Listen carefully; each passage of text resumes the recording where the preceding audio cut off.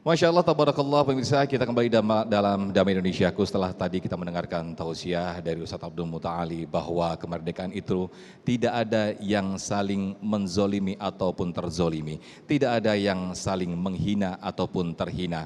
Bahkan tidak ada yang menzolimi hak-hak seseorang pun atau melanggar aturan-aturan Allah dan juga Nabi Muhammad SAW. Lalu bagaimanakah kemerdekaan itu sendiri? Adalah kemerdekaan kita memaknai yang itu aspek yang tidak melanggar aturan Allah dan juga sunnah Nabi. Insya Allah nanti akan dijelaskan seluasnya oleh Profesor kita Ustadz Daud Rashid. Selamat mengikuti. Assalamualaikum warahmatullahi wabarakatuh. Alhamdulillah wa usalli wa usallimu ala rasulillah wa ala alihi wa sahbihi wa mawalah wa ba'd.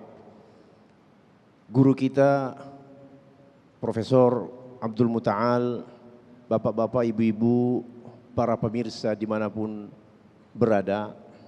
Tadi sudah kita dengarkan guru kita berbicara tentang hakikat kemerdekaan.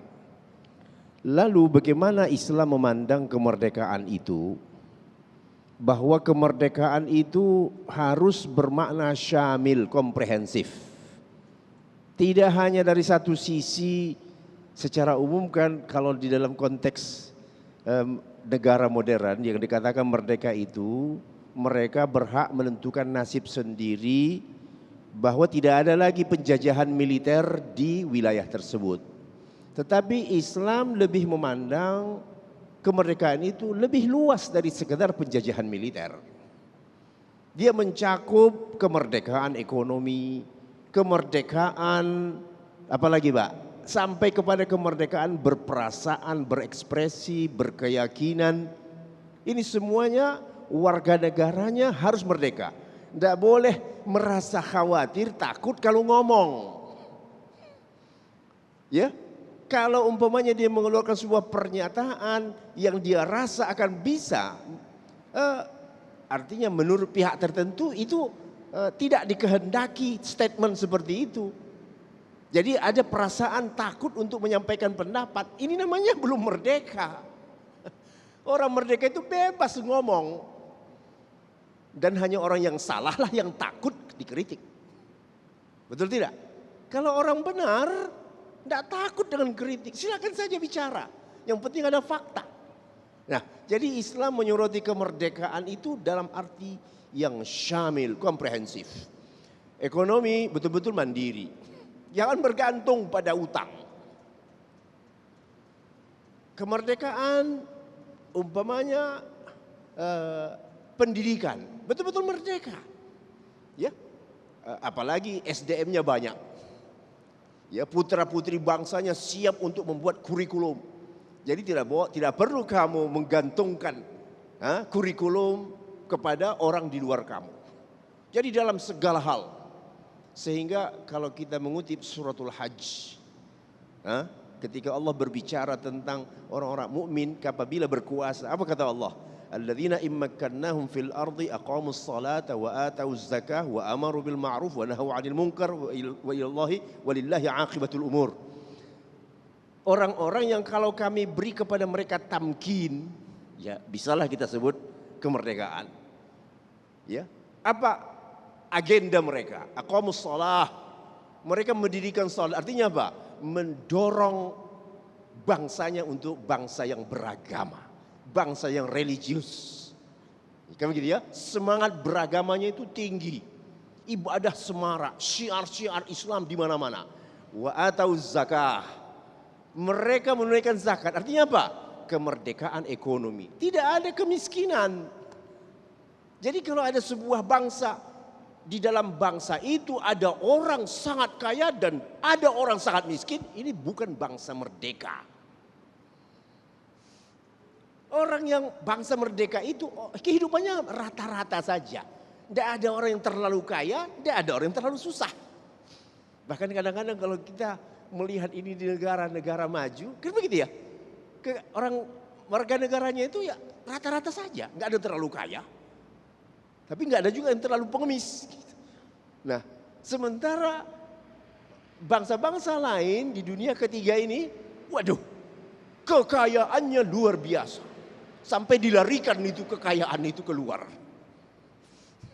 Sementara di tengah-tengah mereka ada orang yang subhanallah, nggak tahu dia apa yang dia makan besok. Ya, saking miskinnya, melaratnya. Ah, ini apakah bangsa seperti ini benar merdeka? Atau sebenarnya merdeka di atas kertas, terjajah dalam kenyataan? Islam tidak mau begitu. Jadi kalau orang memakai Islam betul-betul maju. Aqamus shalah, syiar hebat. Wa atauz zakah, tidak ada kemiskinan yang membuat orang itu menggadaikan agamanya gara-gara miskin. Wa amaru bil ma'ruf, mereka mengajak orang kepada kebaikan. Wah, program agendanya mencerdaskan bangsa, memajukan cara berpikir, sanggup bersaing di tengah dunia internasional. Itu Islam itu gitu tuh. Wa nahu 'anil munkar. Awas, hati-hati, kemungkaran itu jangan kamu pikir itu fenomena bangsa maju, tidak. Kemungkaran itu kemunduran sebenarnya. Kemunduran, tapi kamu tidak sadar, kamu tertipu. Ya, ada kawin sejenis. Mereka kira itu kemajuan. Itu kemunduran. Kemunduran. Jadi intinya kalau kita merujuk kepada ayat-ayat Al-Quran, bahwa orang yang merdeka adalah orang yang bertauhid. Betul tidak? Terbebas dari segala macam bentuk penjajahan. Di antara penjajahan yang parah itu adalah penjajahan hawa nafsu. Hawa nafsu ini kalau sudah menguasai manusia, habis Pak. Akal sehat pun hilang. Jangankan agama. Betul enggak? Itu kalau sudah hawa nafsu yang menguasai manusia, segala-galanya berantakan. Jadi oleh karenanya, kalau kita menghayati makna kemerdekaan di dalam Islam, memanusiakan manusia, memberikan hak-hak kepada manusia yang hidup di wilayah itu, apa yang memang berhak untuk mereka terima, tanpa mereka merasa terkucil di tengah-tengah bangsa-bangsa yang sudah maju. Bangsa yang mandiri, bangsa yang cerdas, ya, bangsa yang sanggup bersaing, ya, di tengah persaingan bangsa-bangsa yang maju. Begitulah sebenarnya kalau kita menghayati makna kemerdekaan di dalam Islam. Kira-kira kita ini kapan sampai ke tingkat itu? Jawabannya hanya ada pada diri masing-masing. Wallahu a'lam. Baik, Masya Allah, luar biasa sekali apa yang disampaikan oleh guru kita Profesor Ustadz Daud Rashid. Bagaimana Islam memaknai kemerdekaan itu sendiri, yaitu kemerdekaan yang syumul atau yang syamil atau yang kafah. Tidak hanya terbebas dari penjajahan kemiliteran, namun lebih dari itu pembebasan dari tingkat ekonomi, dari segi pendidikan dan juga segala hal sesuatunya. Nah, ini saya yakin menjadi hal yang sangat menarik sekali bagaimana dengan kita aplikasikan dengan kondisi yang sekarang kita rasakan ini. Saya yakin menjadi pertanyaan dan juga sesi tanya jawab dan dialog yang sangat menarik sekali. Di segmen 3 dan juga 4 nanti kita akan berdiskusi bersama-sama dengan guru-guru kita. Tetaplah di Damai Indonesiaku, sajadah. Kami akan kembali.